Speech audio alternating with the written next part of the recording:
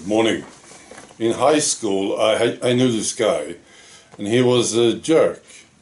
Now, he was not an idiot, far from it. He was a smart guy, but he was a total jerk, see? And then, many years later, I found out that he became a journalist in one of the major newspapers here in Sweden. And I was thinking about him when I was reading about this first story that I'm about to tell you about. Right, so because, these journalists, I think many of them have thoughts when they are reporting on a story. They have thoughts that is contrary to what they are supposed to say, and they can't say it, And this is one of those stories. Right, so many news outlets in Sweden covered this story recently. It's about 8-year-olds getting into puberty. I read one of them. That was the headline. 8-year-olds in puberty no longer unusual. That's the headline. The risk factors linked to early puberty, the theories behind the global phenomenon. It's a global phenomenon, you see. Girls all over the world are entering puberty earlier and earlier. And this escalated during the pandemic, see. So I was thinking about the journalist writing about this. Must have a thought about it, getting close to the truth. And this article said, the reason is still unclear, and researchers worldwide are hunting for answers. Right? Now, one of these explanations that are presented is this: people sat inside. They were less physically active, and maybe they gained weight. And apparently this can speed things up. You reach puberty early if you gain weight. Right? Apparently. They had a different lifestyle. But then again, here in Sweden, there was no such thing. People did not sit inside, right? Here in Sweden. But still, we have the same situation in Sweden. So maybe this can't be it. So they are looking at this thing. And I was thinking, a journalist like the guy that I knew was a smart guy. Was a jerk, but he was a smart guy. He must have had this thought, maybe it's got something to do with the medical experiment. But then he can't write it. I'm quite sure about this. They just can't say it. It's forbidden. Here's another one. This is Time. Time magazine, I think. Time. Right. That's where I read it. They are looking at having these warning labels on meat. That's right. And the headline was, what happens when diners are shown climate warning labels on meat dishes? Like they did on cigarettes.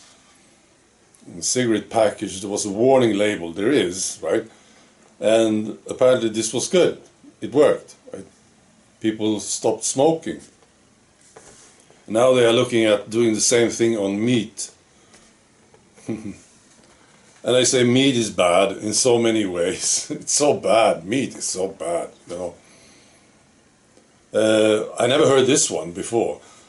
Early in the pandemic, factory farms were among the environments where the virus spread fastest.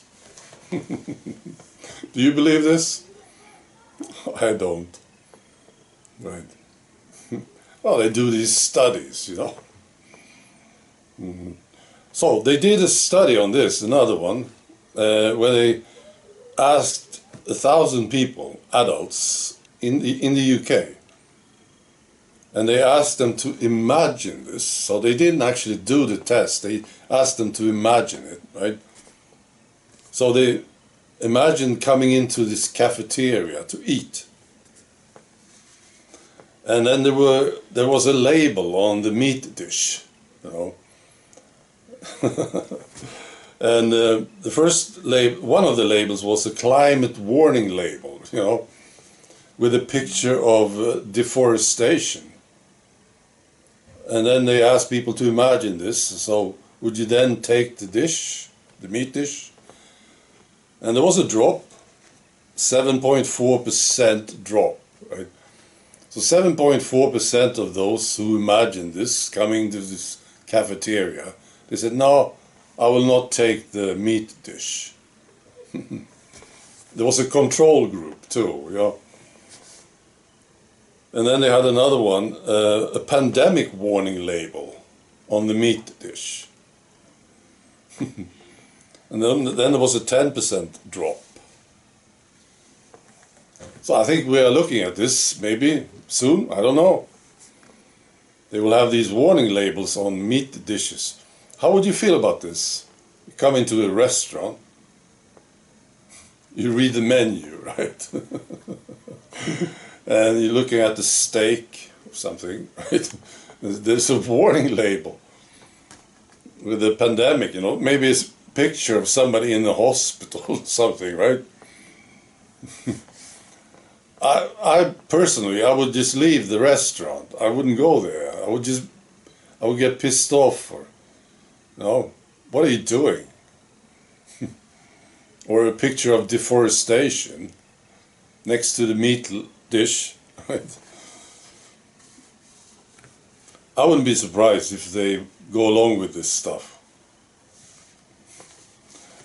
Soon, I don't know.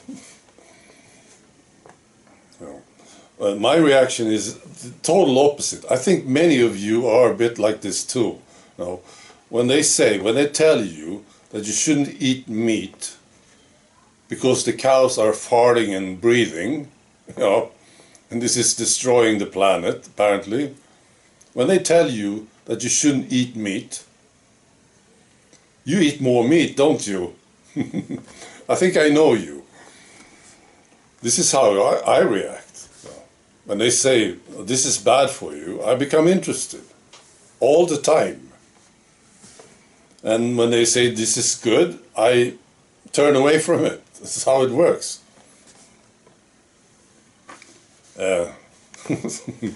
Stupid idiots. Well, they are still going with this stuff, aren't they? Now this, I'm sure, originates from the Rockefeller Foundation. This is where this insanity is coming from, originally. I'm sure about this. Doesn't really matter, does it? But I'm sure about it. You know, they come up with this stuff.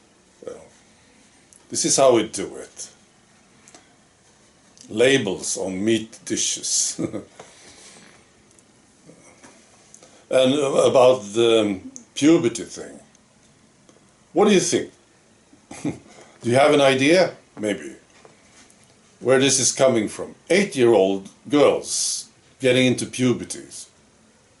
What do you think? Any ideas about this? Any major thing that happened recently? Maybe.